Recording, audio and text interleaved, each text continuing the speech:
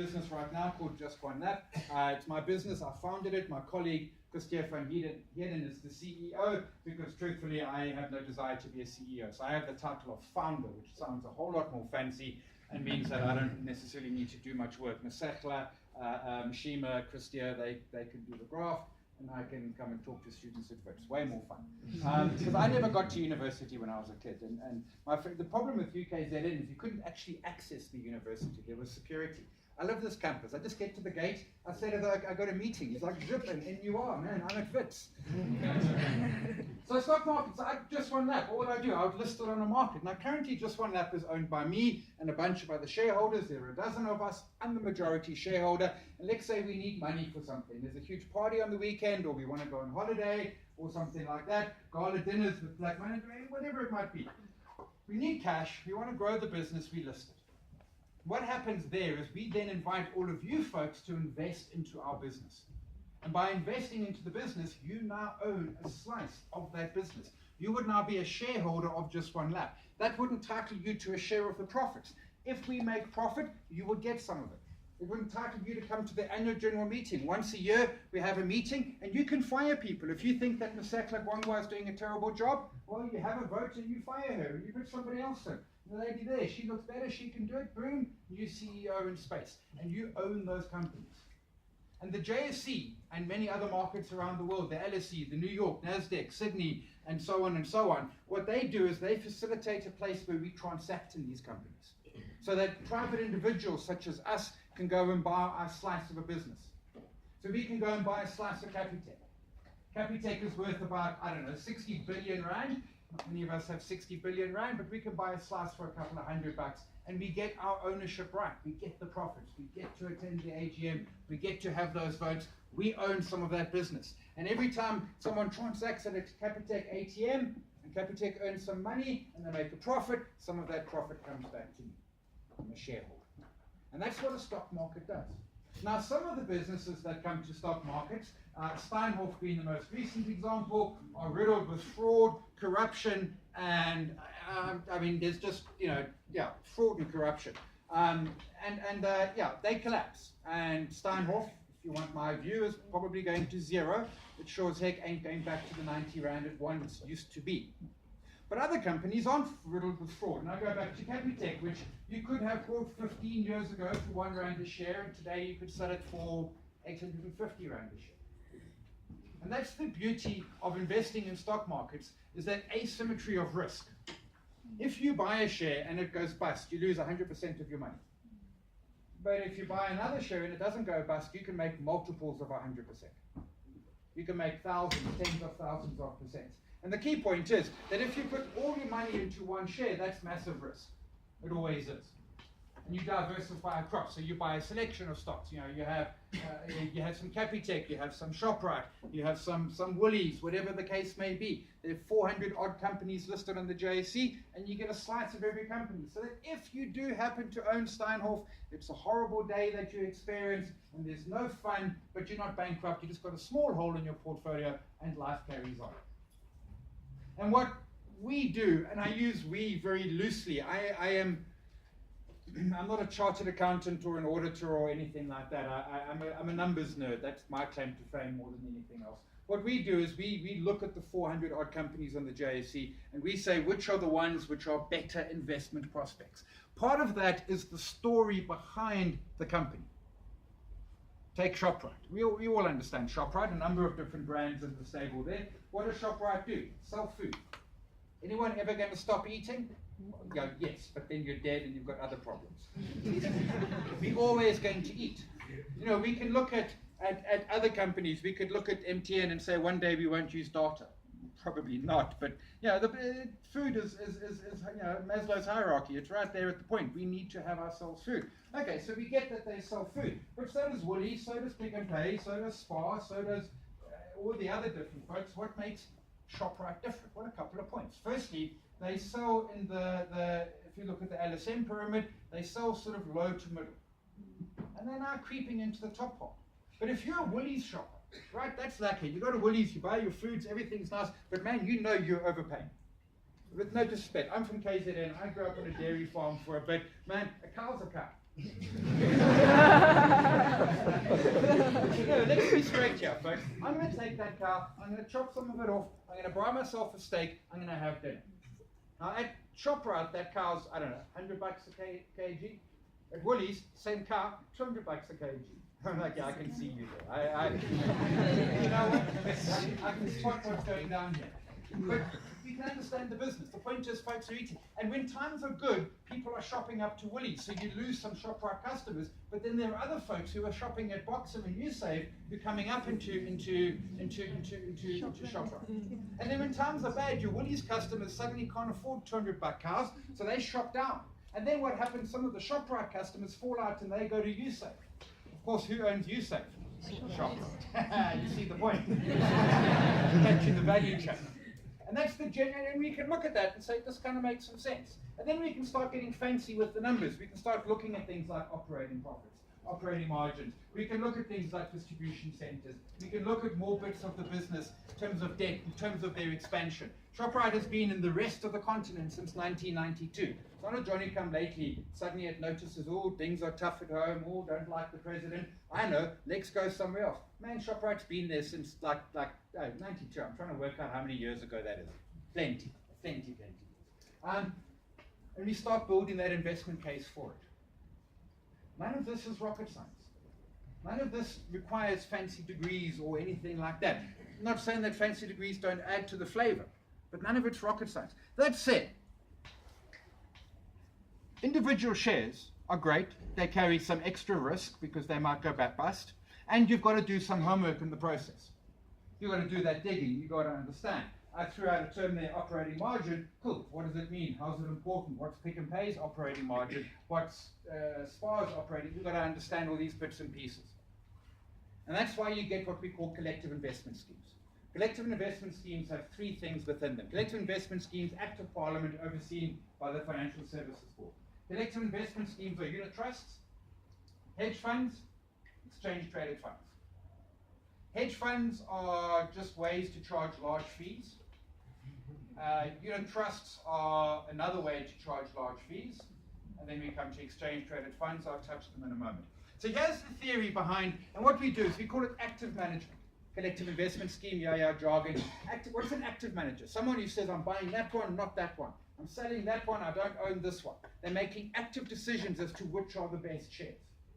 And the unit trust and the hedge fund managers will say to you that they can beat the market. Now let's step back a moment. What do I mean by the market? So we've got 400 shares on the JSE. If we take the 40 largest shares, and although that's only 10% of the 400, their largeness means that they represent about 92% of the entire market. We take the 40 largest shares and we put them into a theoretical index. And I tell you that today our market was up 1%. What does that mean? That the average move of those 40 shares was 1%. We call it the top 40 index. In truth, within that, some shares were up 3 or 4%. Some shares were down 2 or 3%. Average move plus 1. Now the active manager will say they can do better than the market. Okay, let's take them at their word. First problem is they run into just a rule of math called the average.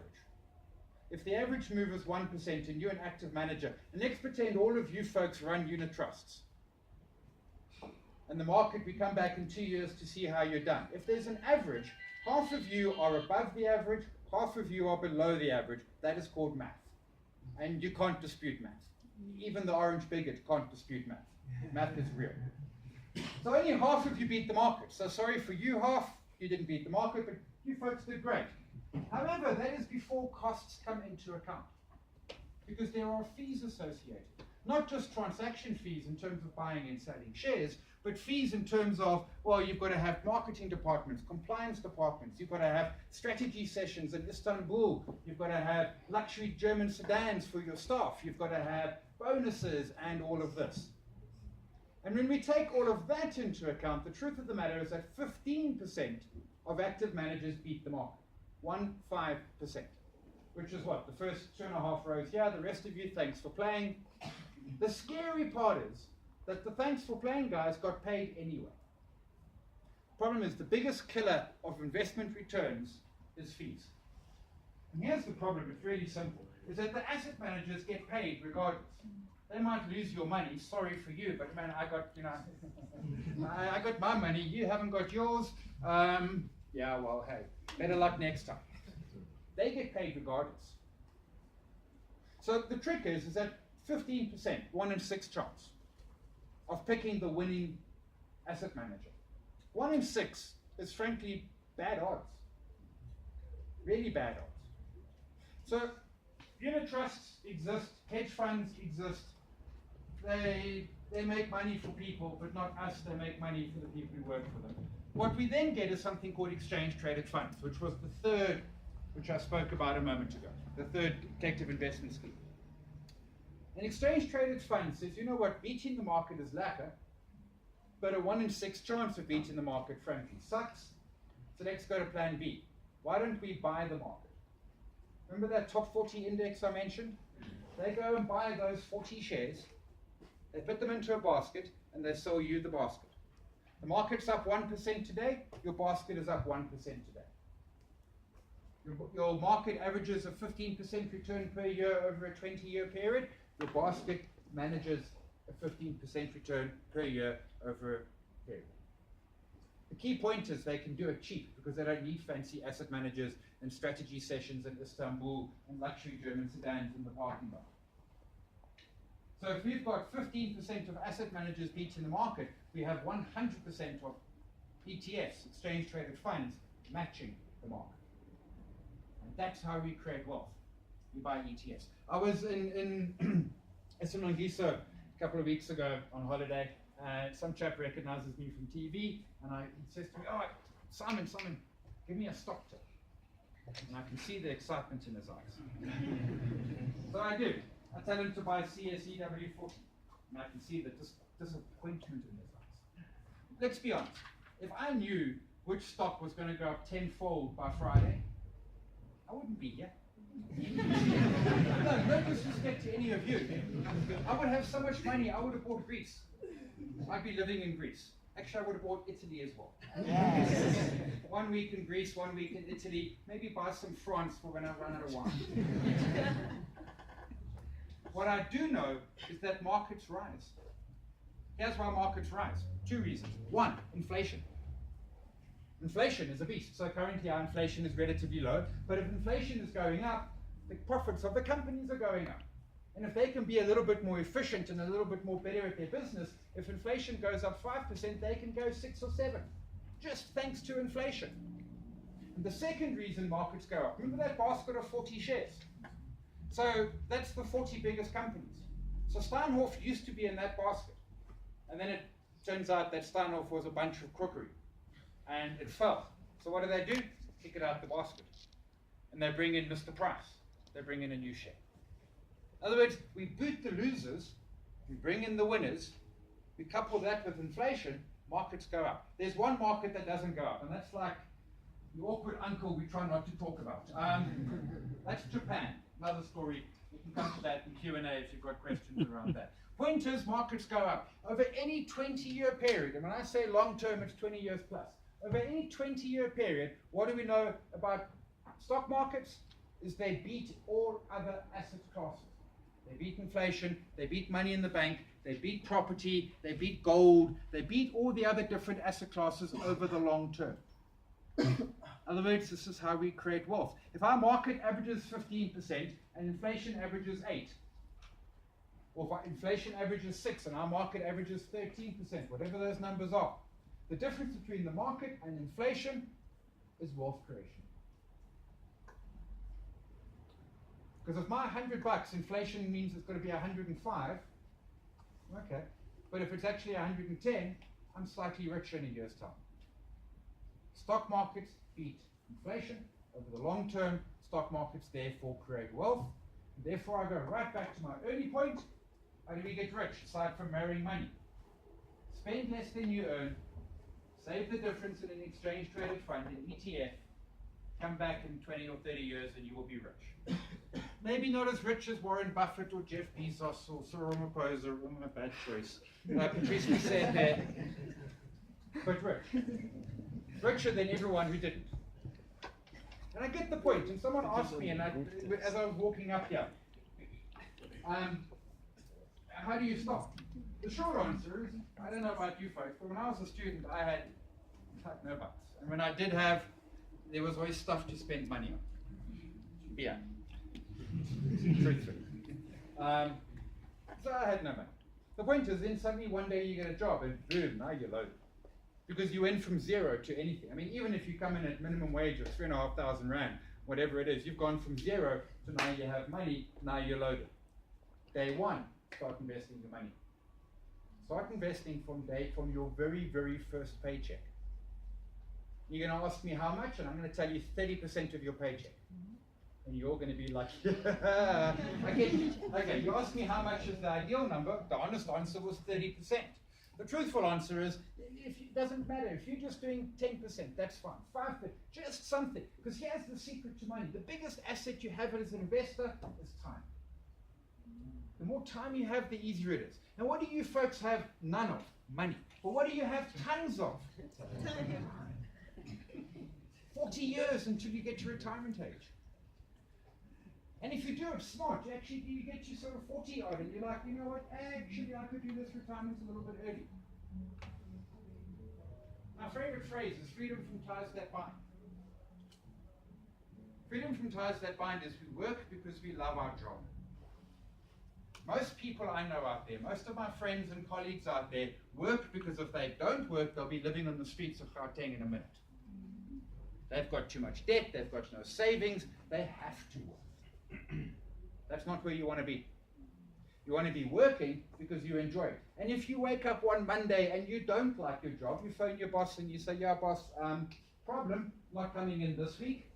I'll let you know about next week, but this week, no coming.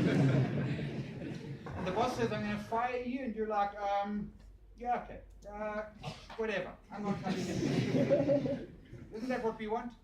Yeah. And then you do what you love doing. I'm a teacher. Notwithstanding that massively impressive list of things that it seems I've done everything in a bit. I teach. It's what I love doing. Talking to people. And I'm able to do that because it's fun. It's what I'm wanting to do. Spend less than we earn, save the difference, come back over time. That's the easy part. So that poor chap in Islangiso, when he asked me and I told him, I could see the disappointment in his eyes, but the answer was honest. It was absolutely honest. And it's not rocket science. It does mean some sacrifices. But if you make those sacrifices at day one, if you've earned nothing and now you earn something and you have 10% less than something, you still got 90% more than nothing. That's pretty good. You're ahead of the curve. It's never enough money. Trust me. I have been there. It's never enough money. There is always something else to spend money on. That's just called life. Yeah, it's messy, etc., etc. But that's the point. I said right up front, there's no secrets. We know how this works. This is how it works. And then we can get complicated. Then if we want to, we can say to ourselves, well, tell you what, let's start buying some individual shares as well. And maybe let's start doing some derivative trading. And hey, what's this Bitcoin thing? And all of that sort of stuff. Sure, and sure. But have that key base first. That key base of the point. And it's massively powerful. We can create generational wealth. In other words, you folks are going to benefit. If you do as I say, you get your first job, you take 10, 15, 30% a month, you save it, you come back when you're 65, you're going to have a giant pile of money. But who's really going to score? Your kids. Because with no disrespect, one day you're going to die. And you're going to die with a pile of cash. And the kids are going to love it. Of course, they're going to be quite old. The people who are really going to score, the grandkids. More important, because they're just going to come into like rich parents. And this is significant. We can create generational wealth. And that really is a game changer. Massive game changer. And it is within the grasp of every single person in this room. It is truthfully within the grasp of every single employed person. I appreciate we have a legacy of poverty and unemployment in this country, and there's no denying that. But it is within the grasp of every employed person to create a better life for yourself, slowly over time, and then a legacy to your children and your grandchildren. And ultimately, it's the best thing that we can do. And we can complicate it as much as we want. In truth, investing is quite simple. The lady there was talking about value investing, classic value investing, Warren Buffett, Graham Dobbs, intelligent investor and the like. But what are we really doing? You buy quality companies at a good price. Then you wait. And if they're quality, they will deliver. And sometimes markets crash. Now what happens when I say a market crash? It means you went to bed and the market was here, and you woke up and the market was there. 1987, October 20th. I remember because it was a week before my birthday. Our market lost 22% one day. And in fact, that was the average, right? And I remember the average, some did worse. So that Didata share that I bought, which I paid 55 cents for, a week before the crash, a week after the crash, it was worth 5 cents. That was my entire life savings. Okay, but let's be honest, I'm 17 years old. I mean, there's not much life nor much savings. But it was my entire life savings, went from 55 cents, 5 cents. And I probably cried a lot. I've mostly blacked it out and stuff like that. Quality companies at good prices. It's that simple. And that is the investing part of the equation. Now, everyone needs to be an investor. Whether you're being an active investor and buying individual shares, whether you're buying ETFs, whether you're putting money into unit trusts, whatever the case is, everybody needs to be an investor. This is how we generate wealth. The other side of the process is trading. And the short answer with trading is no one should do it. And here's why. Because 95% of people who trade will lose their money and more. 95%. 5% of traders make money. How many in the room this evening? Let's call it 200. You run in the math, that's 10 of you. I make money trading. That leaves space for 9 of you. Okay, now I'll give my seat back. 10. And you're thinking me. It can be you. The problem with trading is cognitive dissonance. How we think, how we were raised as human beings, what we believe to be true. We try and put all of this into the trading environment. And the short answer is it messes with your head.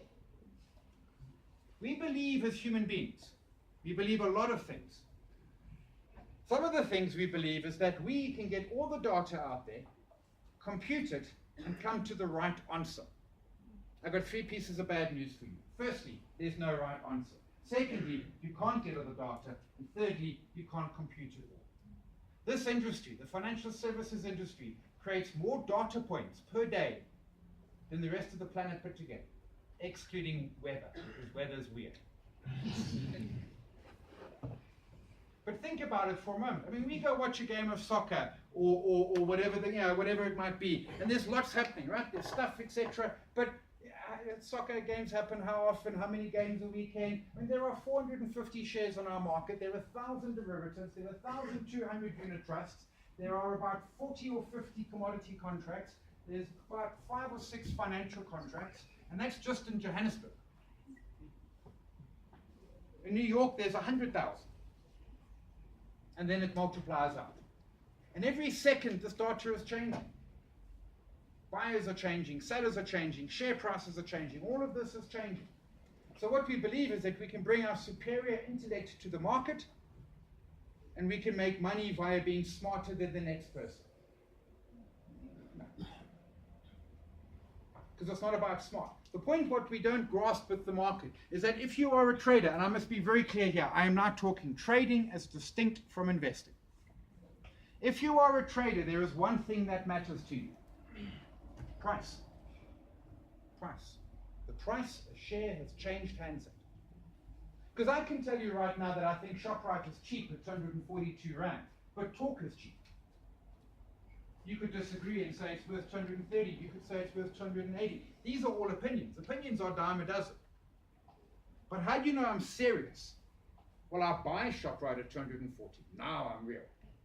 I've put Randella's on the table.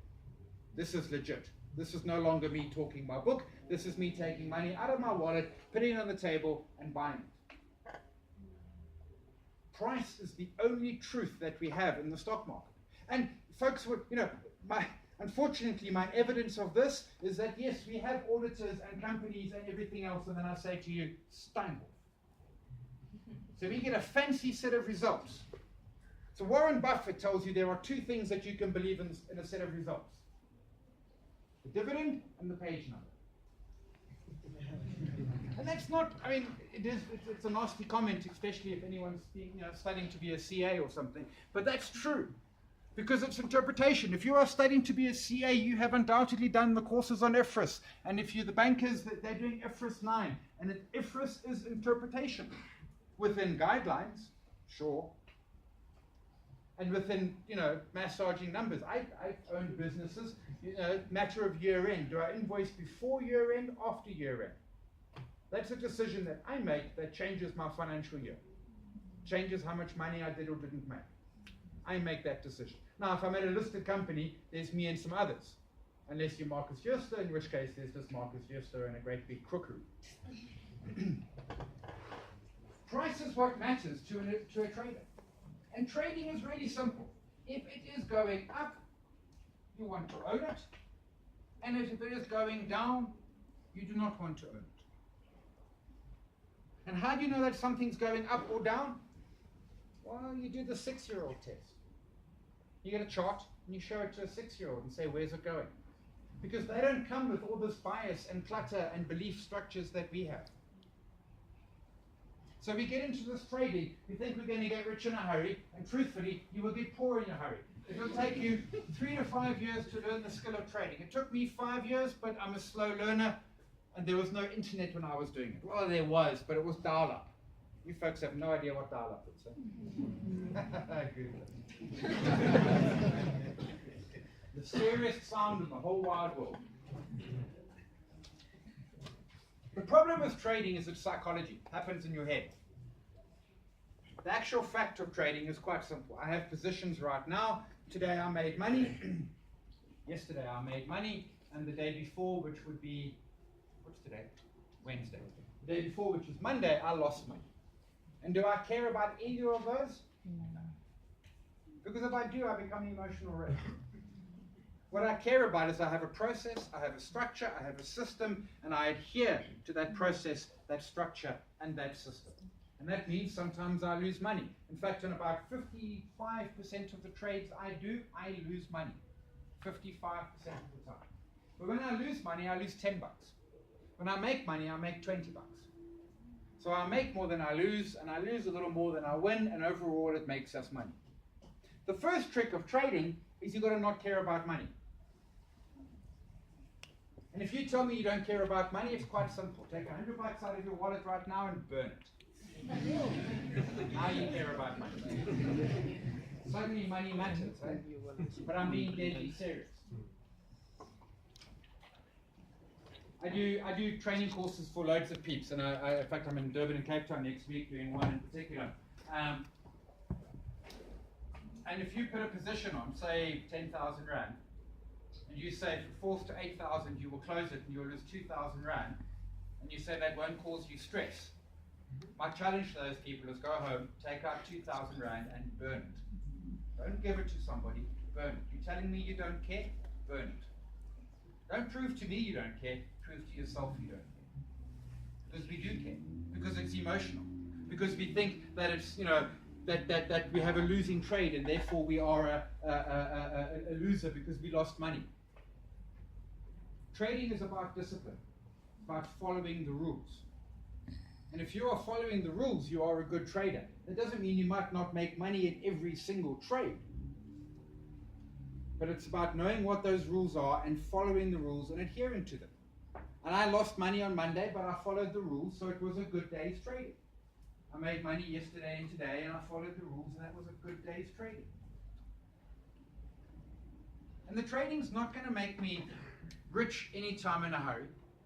Sure, it creates wealth. Sure, it does better returns than stock markets. It also takes time. And when I say time, I don't just mean time to learn. I mean time sitting in front of screens, managing your trading. Now, I'm lazy, right? I'm just lazy. I have no problem with that. I do not want to spend 8 hours a day sitting in front of a screen trading, because that, to me, I may as well go work cut my hair and get a job at a bank. Tried that, got the t-shirt, frankly it sucked. You mentioned, not the bank, well, I've only worked for one bank. I take it back, Standard Bank loved you. Left you, but loved you. What we want, and I come back to my earlier point, freedom from ties that bind. Trading, good trading, is boring. Because you're just following rules. It's just discipline. When this one does that thing, you do this, you click a button. You're like a data operator sitting in a call center somewhere, or a teller sitting in a bank or something like that. And again, it comes back to that important point I started with. When we start to trade, whatever it might be, FX, indices, shares, or something like that, we all think it's about the information. We think it's about the knowledge. We think it's about reading the newspaper, about knowing first what's happening. No, the price will tell you what is happening. And if the price is going up, and you can get fancy as to how you determine that. If price is moving higher, you want to own it. And if it isn't moving higher, you don't want to own it. And then you have a very, very simple rule that says to yourself that when you lose a certain amount of money, you exit, no questions asked. And I mean no questions asked. It's called a stop loss. The thing is, when you are an investor, so you buy ShopRite. And you buy ShopRite 10 years ago and you pay 30 Rand a share. And it goes to 200 Rand a share and you think this is brilliant. And then it falls to 130 Rand a share and you think this isn't so brilliant. And then it goes to 280 Rand a share. But you're a long-term investor. You've got time on your side. You can afford those swings and roundabouts. And in truth, you want to sell ShopRite when it's at 200 and buy it back at 130 and sell it again at 280, and it's not going to happen. It's easy in hindsight. I was on TV, CNBC Africa, with Bronwyn Nielsen when ShopRite had 100 Rand. And she said to me, "Is this share expensive?" And I'm like, "Yep, it's expensive." She said, "Are you selling?" I'm like, "Don't be crazy, it's going up. I own it. I love ShopRite. My whole family shops at ShopRite." Although my nephew did go to a Pick and Pay the other day. We had words.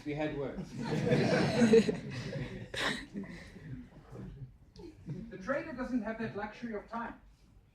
The trader's under the gun. And here's why the trader is under the gun. Because you are probably trading derivative products, which means you've got 1,000 Rand, but actually you bought 10,000 Rand worth of whatever it is. The platform you're trading with took you 1,000 Rand, added 9,000 and bought you 10,000 Rand exposure. That means two things. They've loaned you money, 9 grand. Trust me, they're charging you interest. They're not doing this out of the goodness of their heart, they're charging you interest. It also means that your risk is 10,000 Rand. And if that share goes to 0, they want 10,000 Rand. Oh, you gave them 1, so okay, make that, they want 9,000 Rand. And that's the reality with trading. That's why people crash and burn. When I worked at Standard Bank, I had to phone a client once and say, "Dear Mr. Client, that 50,000 Rand you gave us, it's gone. That's not the bad news. I need another 70,000 Rand, please."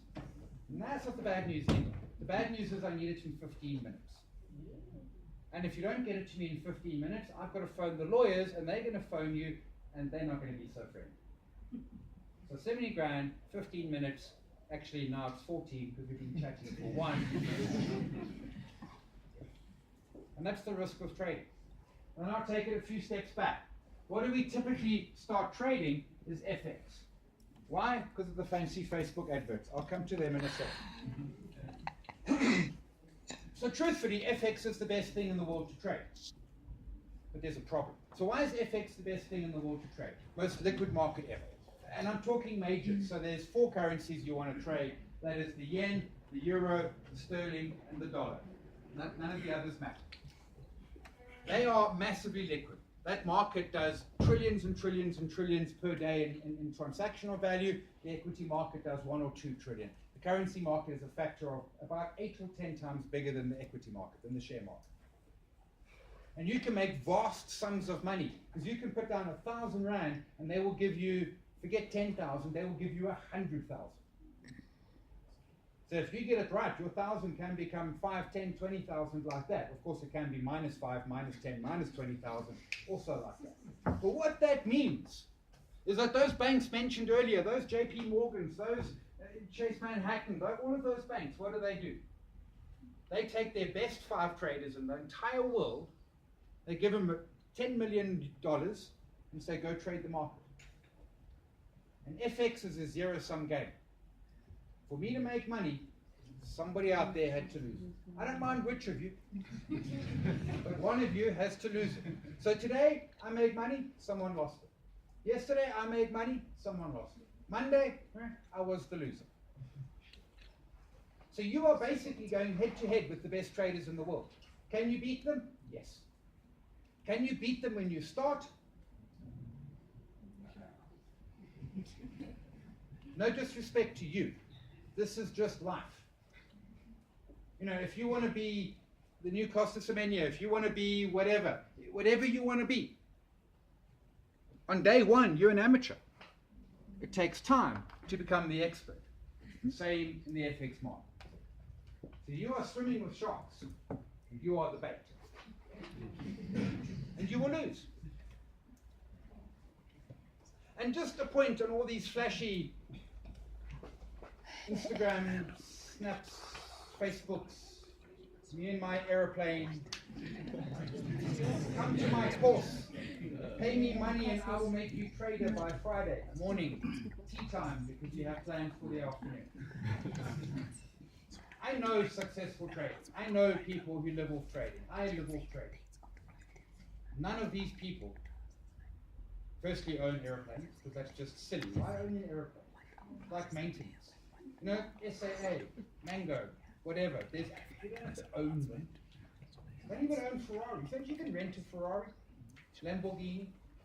Because like you're not renting it, you've got to clean it, you've got to service it, you've got to charge. Rent as you need. I'm a cheapskate as well as a lady.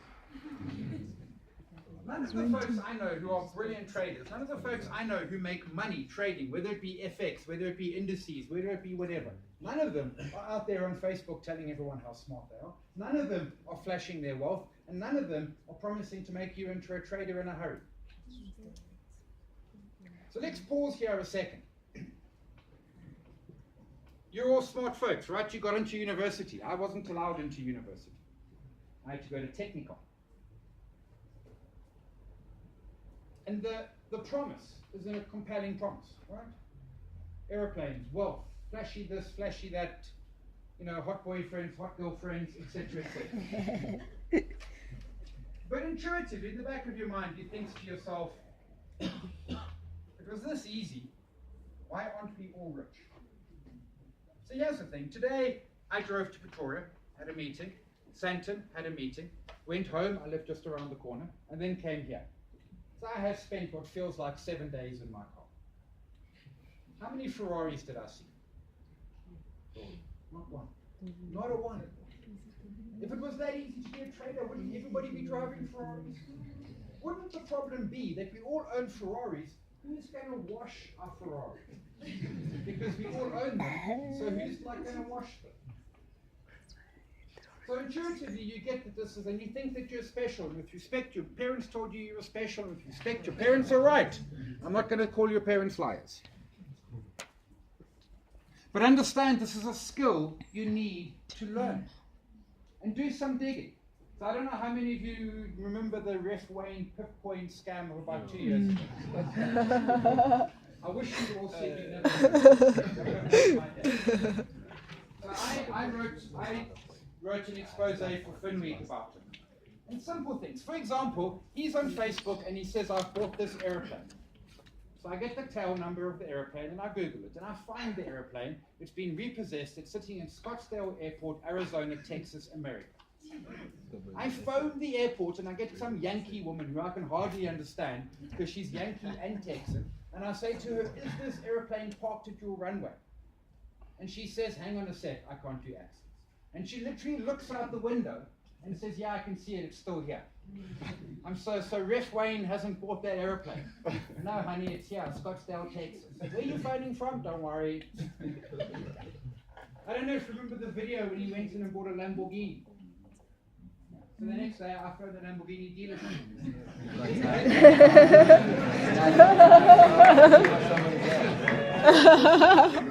When I say the Lamborghini And they're like, oh no, client confidentiality, we can't say. I said, fair point. I said, did a bunch of young guys, about 6 of them, come into your dealership yesterday and like be a nuisance? Oh yeah, and off the oak goes. I'm like, well, did you sell him a car? Oak's answer, not a fuck. Okay, so ref is 0 for 2. None of this is rocket science.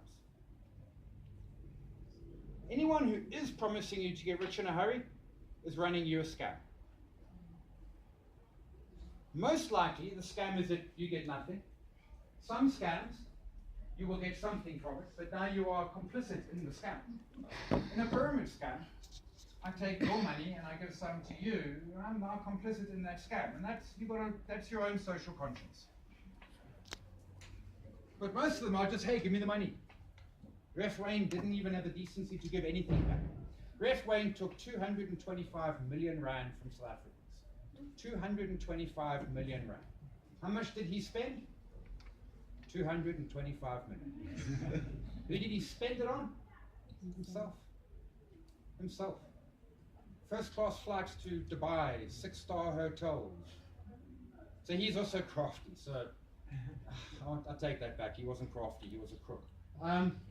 He would pitch up at events in these fancy cars. You know where he got them? Avis. You can rent any car you want, guys. Any car in the world, you can rent it. Avis will rent you an F-type Jag for 4,500 rand a day, plus insurance, which is probably another 4,500 rand a day. So you want to impress someone, rent an F-type, don't buy a car, it's silly. Rent it, or buy a second-hand one. But intuitively, you know this, we understand. So the point is, I'm not saying don't be trading. I'm saying that trading is like anything else. If you want to be a farmer, if you want to be a ballerina, if you want to be a plumber, or anything else, probably they teach none of those subjects at this university. Yeah?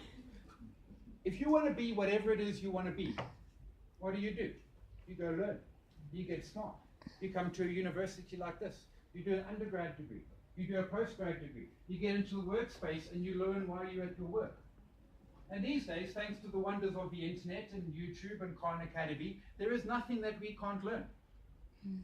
So I've got a friend who's smarter than his own good, and he was. I do programming. I'm not a programmer. I don't earn revenue for it because no one will pay me for my programming. And he was like telling me, "Oh, but you don't know C#. You're useless. You must learn C#." Off to YouTube, off to Khan. Also learn some C#. 3 weeks later, I can code C#. Now let me stress, my coding is bug infested. I mean, like more cockroaches in my coding than you can imagine. The point being is, if I wanted, I could pursue it. So as an investor, it's easy. You go to my website, just one lap, you go to the ETF portfolio, I will tell you what 3 ETFs to buy, and the fee that I will charge you is exactly 0. I want your email address, and frankly, you can give me a fake one, I don't care. So investing is easy. Passive investing. You want to be an active investor, you've got to get a little bit smarter. You've got to join up some societies. You've got to do some learning. You've got to get some skills. You want to be a trader, same story. I'm not saying you can't. I'm saying understand there are skills you need to learn. The first skill, if you want to be a trader, is take that 100 rand and burn it. Don't do it inside, there's sprinklers, do it on the pavement outside. Not by security, because they will not understand. They will deeply suspect that you are completely crazy. I want to finish with a few points, and then, am I good for time? A few points, and then I'll take some questions quickly. None of this is rocket science. It's out there. Do the reading, do the research. You folks are smart enough to get into Wits. You're smart enough to do the reading. You're smart enough to do the research. You're smart enough to be the best FX trader in the world in a couple of years' time.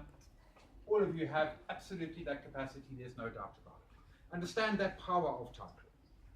Time is the most important asset that we have. And you guys have it in abundance. Tons and tons of time. I mean, he was reading off my CV and he said 87. I could see most of you think, yo, I don't think my parents were born in 87. They might not have been. understand FOMO. And you understand the FOMO because you're the kids out here, and I had to teach the adults this last weekend what FOMO is. Fear of missing out. I get it. Yes, we're in a hurry. We want to be rich. Friday, tea time, morning tea plans for the afternoon. It's not going to happen. Just, so you could make, no, I mean, you actually couldn't conceivably get married between now and Friday morning. So you'd have to rob a bank. Two things with robbing banks. One, there's actually no money there. And two, they shoot back. So, back to point one, marry money. And then the third point, and this is hugely important, and you're going to think it's a weird point because you're going to think it's not aimed at you. The responsibility of knowledge. We, and I use the collective we this evening, are massively privileged. We are sitting here at Wits, best university in the continent. Yeah. And I'll say that when I go to UCT, of course, when I say that at UCT.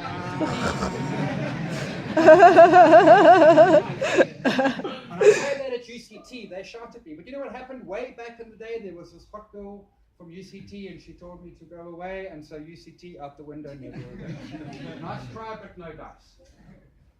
Responsibility of knowledge. The power of knowledge is not in the hoarding. The power of knowledge is in the sharing. Play it forward. Not just the privilege or the, I'm going to take it back, I'm not going to call it privilege. Not just you're at Wits, this is you know, how many people are at this campus compared to how many people are on this continent. But your knowledge around markets. And you might think that you know nothing about a stock market, or nothing about trading, or investing, or what an ETF is. But truthfully, you go out there into the streets of Braamfontein and you stop 20 people, you know more than all of them. All of them put together. And it's your responsibility to help those 20 people get smarter.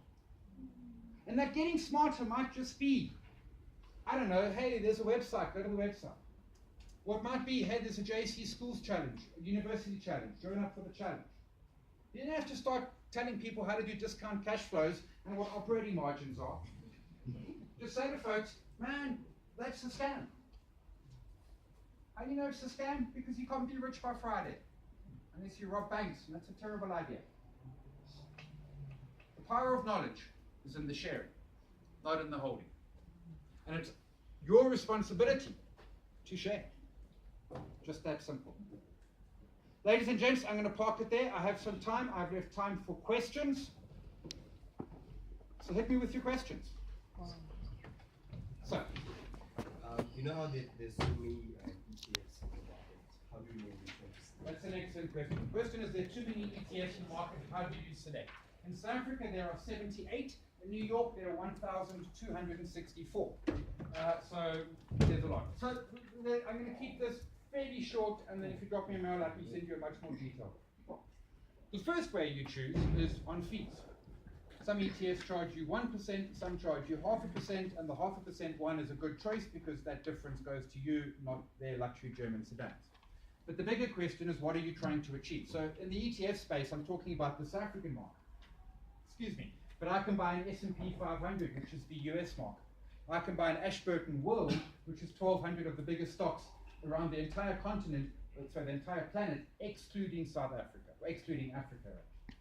I love that. Rihanna's going on a world tour, not coming to Africa. It's like, Rihanna, hey guys, yeah. So you get world. So you've got those choices there. And what they start to do is they make them more and more and more complicated. And I'm saying go back to the simple. You want a South African one that buys the top 40 shares. You want a world one or a US one stuff. So basically you want a global one, whether it be US or world is broadly the same.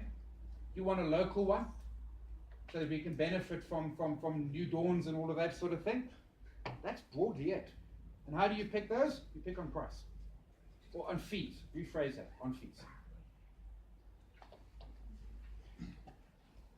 So, which platforms can you use to buy these ETFs? Great question. Which platforms can you use to buy these ETFs? So I would do a shameless plug for a company of which I have no affiliation and nor do I earn any money from. Easyequities.co.za. 62 cents per 100 rand is your cost of transaction. 62 cents per 100 rand. Minimum transaction is 50 bucks. It's easyequities.co.za. There are, there are others out there. I mean, I use standard online share trading. The problem with standard online share trading is they charge me $100 a month just to have the account. And then there's $100 minimum trade size. Now I do that because of the data and the information. But if you just want to go and buy an ETF tomorrow, then easyequities.co. So,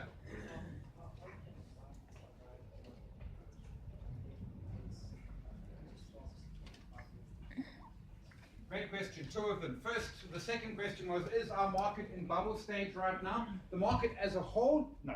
If I look at the valuations and I compare it to 08, I compare it to 87, I compare it to 98 when the Asian tigers collapsed, 69, etc. We are expensive, but not bubble stage. And I include the US in that. The US just had its best earnings quarter in the history of the S&P 500, which means all-time highs are not unreasonable. Is our market cheap? No. Are global markets cheap? No, but they're not bubble. That said, it doesn't mean that we can't have a market crash tomorrow, because markets are not necessarily linear, and I'll come to that in a second.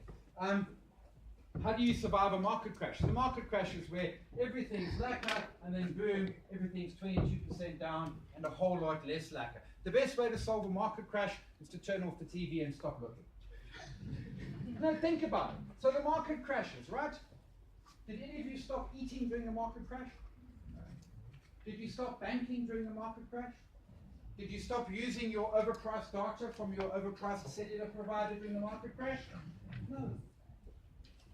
So what is a market crash? It's a sale. And when Woolies has a sale, man, Oaks queue up to buy overpriced beef. When the JSE has a sale, we all panic and head for the hills. As long as you own quality, market crashes are actually a buying opportunity. And I'll say quite simply, it's easy for me to stand up here and to say that. It's a whole lot harder to do it when it's happening.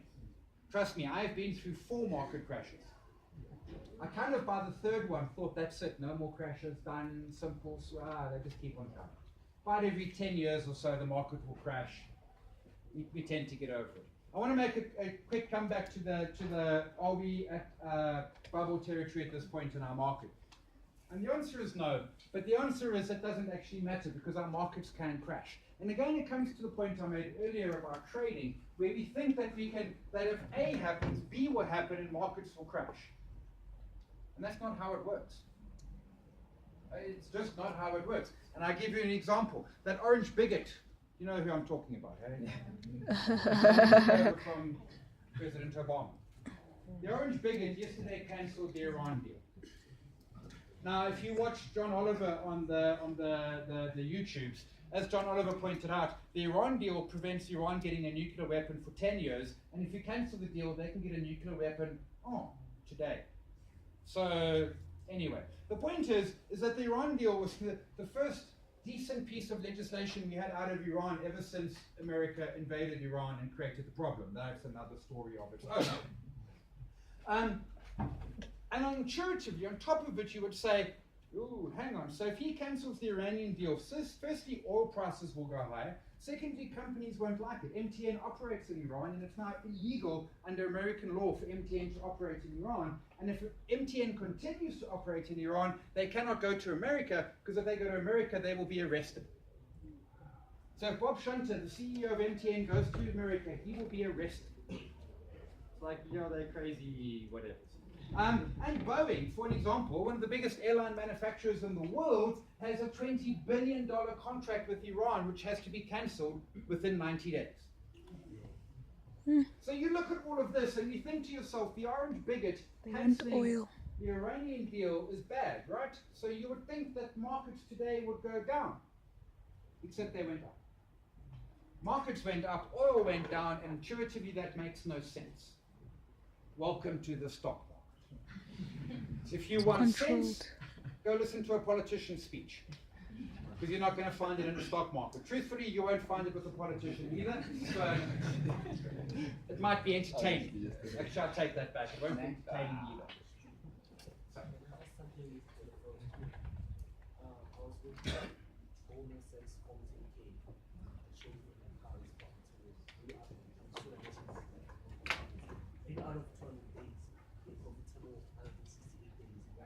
So what is it like they see something on market that essentially is so. So that's a great question. What makes retail traders different compared to the? So Goldman Sachs in their 10K filings, out of 200 trading days, made money 168, which is a staggering number. And the question is, what makes them different to us? So a few things. One is they're big enough, they can actually bully the market, and that's not insignificant. But it comes back to my earlier point. The thing with Goldman Sachs is they have got the 4 best currency traders on planet Earth trading. They haven't got like number 10 and number 20. They've got number 1, 2, 3, and 4. They've got the 4 best currency traders on Earth trading for them. Now, if you were number 4, you would be there. If you're number 5, you can make money.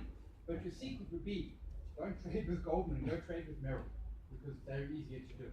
So it's partly their size, but it's also because, so Goldman, I know a guy who worked for what was then City Chase Manhattan as an FX trader. And they phone him up and they say to him, if you sign a contract that says you will come and work for us, we will give you $10 million US just for saying yes.